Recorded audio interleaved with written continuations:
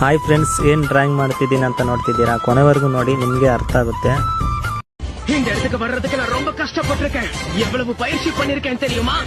பலசாலி ஆகணுங்கிற ஒரே குறிக்கோளோட தனியாக இருந்து பயிற்சிக்கு எடுத்திருக்கேன். என் கனவு நினைவாகணும். அப்படி நடக்கிற வரைக்கும் முயற்சியை கைவிட மாட்டேன். யாருடைய தயவுலையும் வாழ்றது எனக்கு பிடிக்காது. எதை பார்த்தும் பயந்து ஓட மாட்டேன். எக்காரணத்தை கொண்டும் சாஸ்கே கிட்ட நான் தோத்து போக மாட்டேன்.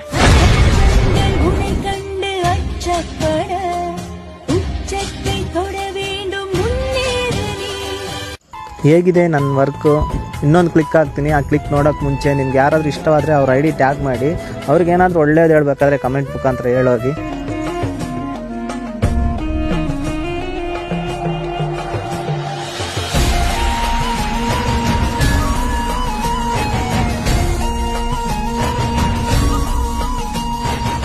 ಬಾಯ್ ಫ್ರೆಂಡ್ಸ್, ನಾಳೆ ಸಿಗೋಣ.